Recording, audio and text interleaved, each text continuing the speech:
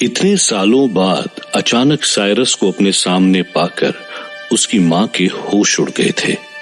वो इस बात को सच में मान नहीं पा रही थी कि जिस इंसान या हैवान से वो पिछले 22 सालों से भाग रही थी, वो ऐसे दरवाजे पर दस्तक दे जाएगा।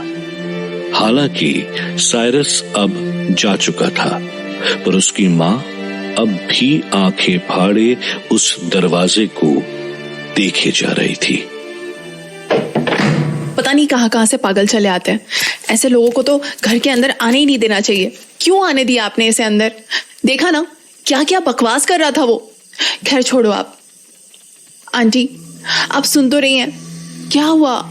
आप ऐसे एकटक दरवाजे को क्यों देखे जा रही हैं? क्या? मैं नहीं। अरे वो। आंटी, क्या हुआ? आप ठीक है ना? हाँ, बिल्कुल रूबी, मैं ठीक हूँ। मैं तेरे लिए खाना बनाती हूँ। हाँ, रुक, तू रुक। एक मिनट आंटी, आप इतनी परेशान क्यों लग रही हैं? ऐसा लग रहा है जैसे आपने भूत देख लिया हो। परेशान? कौन, मैं? नहीं नहीं बेटा, तुझे कोई गलतफहमी हुई होगी। मैं तो बस। प्लीज आंटी, झूठ मत बोलिए। आपके चेहरे को देखकर साफ लग रहा है कि आप बहुत शॉक्ड हैं, पर मेरी तो ये समझ में नहीं आ रहा कि अभी ऐसा क्या हुआ जिससे आप इतनी शॉक्ड हो गई। कुछ भी नहीं बेटा, तू बेकार इतना सोच रही है। आजा चल, तू कमरे में आराम कर, मैं कुछ बना देती हूँ खाने के लिए। नहीं आंटी, आई थिंक आराम की जरूरत आपको ज्यादा है। प्लीज आप कमरे में चलिए। अरे पर बेटा। प्लीज आंटी चलिए। ठीक है, ठीक। अजीब बात है, अभी आंटी का मूड कुछ और था और अब बिल्कुल बदल गया है। और अभी तो कुछ हुआ भी नहीं है। कहीं उस चूहे की दवाई बेचने वाले ने कुछ कह तो नहीं दिया आंटी से? मुझे पता लगाना होगा। आंटी आप बैठो यहाँ। पर बेटा मैं ठीक हूँ। कोई बात नहीं, मुझे बस आपसे कुछ पूछना है। क्या पूछना है? सच सच बताना आंटी, उस चूहे मारने वाले ने कुछ बोला क्या आपको? नहीं, वो कुछ क्यों बोलेगा, वो तो बस ऐसे ही। क्या हुआ? आप इतना घबरा क्यों रही है? उसने पक्का कुछ ऊट पटांग कह दिया है आपसे, और मैंने भी कुछ सुना था। सुना था? क्या सुना था? आपको चिल्लाते हुए। और क्या?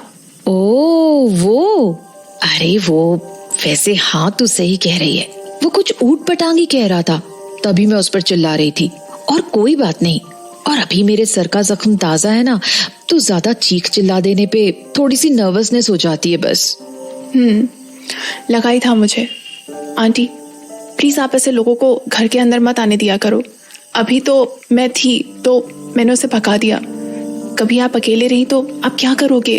उसी बात का डर तो मुझे भी है। क्या? कुछ कहा आपने? नहीं नहीं कुछ भी नहीं, बस ये कि तू सही कह रही है, मुझे उसे अंदर नहीं आने देना चाहिए था। अब से मैं इस बात का खास ख्याल रखूंगी, तू फिक्र मत कर। फिर ठीक है, आप आराम करो फिर। अरे तू कहीं अपने घर जाने का तो नहीं सोच रही है ना? नहीं आंटी, घर जाके क्या करूंगी मैं यही आपके पास बैठी रहूंगी। आप आराम कर लो। जहां एक तरफ साइरस ने अपने घर में जाकर अपनी मां को चौंका दिया था, वहीं नैन्सी के दिमाग में भी कुछ चल रहा था। अगली सुबह नैन्सी ने अपने सारे ख्यालों को उलझाई सी चली जा रही थी। हाँ, उस दुकानदार के मर जाने के बाद मेरे सर से काफी भार कम हो गया है, वरना जब तक वो जिंदा रहता मेरा यह डर बना ही रहता कि आज नहीं तो कल वो मुझे पहचान जाएगा, या फिर उसकी वो बेटी रूबी मेरे काम के बीच अड़ंगा डाल देगी। उस दिन मरु उत्सव में उस रूबी ने तो प्लान बना ही लिया था मुझे देखने का। अच्छा हुआ मैंने पहले ही उसे देख लिया था। खैर, हाँ, मुझे अपने असली शिकार के ऊपर ध्यान देना चाहिए। जाने ये साइरस कहाँ मिलेगा मुझे। उस तक पहुंचने या उससे जुड़ी कोई भी बात जानने के सारे रास्ते बंद हो चुके हैं मेरे लिए। एक डैनी था, पर उस दिन मरु उत्सव में मैंने उसे भी थप्पड़ मार दिया। जाने अब मैं उसे साइरस से जुड़ी बातें कैसे जान पाऊंगी। एक मिनट, ये मैंने कैसे नजरअंदाज कर दिया?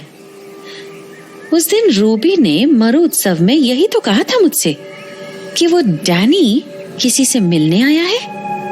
कहीं वो मुझसे तो मिलने नहीं आया था? क्या उसे मुझ पर अभी भी शक है, या फिर बात कुछ और है? नहीं, अगर ऐसा चलता रहा तो मैं साइरस के बारे में कभी भी कुछ भी नहीं जान पाऊंगी। और अगर मैंने डैनी से मिलना बंद कर दिया तो फिर उसका शक मुझ पर और भी गहरा होता जाएगा। नहीं, ये ठीक नहीं होगा। मुझे कुछ सोचना पड़ेगा। क्यों ना मैं ही डैनी से मिलने चली जाऊं? इससे उसका शक भी कम हो जाएगा और मुझे मौका भी मिल जाएगा साइरस के बारे में कुछ खबर निकलवाने का। ये सही है, यही करती हूँ। ए टांगे वाले,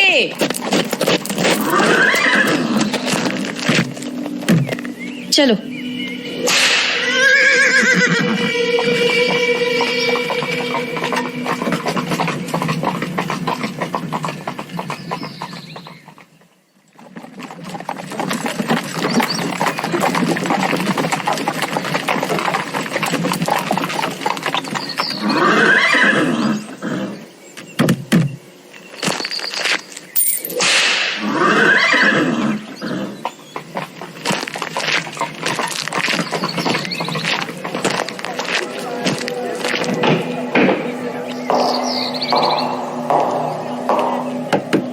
Come in. What is it, Raki? Nancy, तुम? Hello mister Danny. Hi. Please sit. शुक्रिया। Well, this is a surprise. तुम मेरे ऑफिस में कैसे? मैं पहले ही आ चुकी हूँ तुम्हारे ऑफिस तक, बस अंदर नहीं आई थी। Yeah, right. The झुमका, correct? मिस्टर डैनी आए। हाँ बोलो। पहले तुम। वेल मिस्टर डैनी, मैं आपसे माफी मांगना चाहती थी उस रात के लिए। पता नहीं क्यों मैं इतनी चिढ़ गई और आपको। It's totally fine, Nancy. कहीं ना कहीं तो गलती मेरी भी थी। I shouldn't have cornered you like that. चलिए, इसी बहाने हम दोनों की कुछ बात तो हुई। नहीं तो पिछले कुछ दिनों से हम दोनों बात करना क्या, मिल भी नहीं पा रहे हैं। You are right. But क्या करूं, ऐसी चीजें हो रही है कि मेरा ध्यान पूरी राजसमंद में हो रही इंसिडेंट्स की तरफ ही है। हाँ, मैंने सुना एक और मर्डर हुआ है। एंड इस बार विक्टिम मेरी क्लोज फ्रेंड के फादर हैं। वैसे तुम्हें वो चिट्ठियों का कुछ पता चला? हाँ, नॉट रियली। इनफैक्ट एक और आई थी मुझे, जिसमें उसने 22 साल से मुझसे मिलने के इंतजार के बारे में लिखा। Now please don't mind, but can I ask you something? हाँ पूछो ना, क्या पूछना चाहते हो? वेल, तुम इस गांव में कितने दिनों से हो? क्या मतलब है तुम्हारा? मैं इसी गांव से हूँ। Do you have any idea इस गांव में 22 साल पहले क्या हुआ था? 22 साल पहले? हाँ। पर 22 साल पहले तो काफी लंबा टाइम है। हाँ एग्जैक्टली, और इसी वजह से मुझे स्ट्रॉन्ग लीड्स मिल नहीं पा रही है। But I have a feeling कि 22 साल पहले कुछ तो ऐसा हुआ था जो इस वक्त हो रहे मर्डर से कनेक्टेड है। अच्छा। So do you know anything about it? Mister Danny, कहीं तुम फिर से मुझसे ये तो नहीं पूछना चाह रहे कि वो चिट्ठी मैंने तो नहीं लिखी? No Nancy, it's not that. अगर तुमने चिट्ठियां खुद लिखी होती तो तुम मुझे मिलने नहीं आती। So I am just asking for your help. Mister Danny, कुछ कहानियां तो मैंने सुनी हैं। कहानियां? कैसी कहानियां? गांव के लोगों से ही सुनी थी कभी ये कहानियां बचपन में, कि 22 साल पहले 22 साल पहले क्या? 22 साल पहले एक मासूम की जान गई थी। मासूम की जान? डू यू मीन किसी बच्चे की जान गई थी? बट नैन्सी, ये तो... mister Danny, I am sorry, पर मैं इस बारे में और बात नहीं कर सकती। मैं जब भी ये बात करती हूँ इमोशनल हो जाती हूँ। आई एम सॉरी, मैं चलती हूँ। अरे नैन्सी, पर... चलती हूँ, फिर मिलेंगे।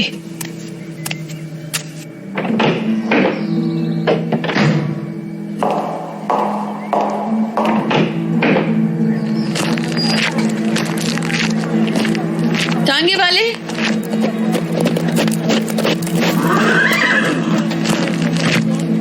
चलो।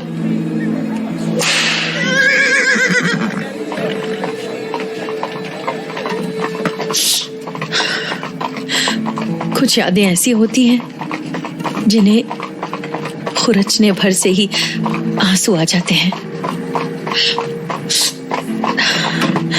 खैर, कोई बात नहीं, बहुत जल्द मेरे बच्चे को इंसाफ मिलेगा और इस काम में मेरी मदद खुद उस साइरस का भाई डैनी करेगा। साइरस, तेरा बुरा वक्त शुरू हो चुका है।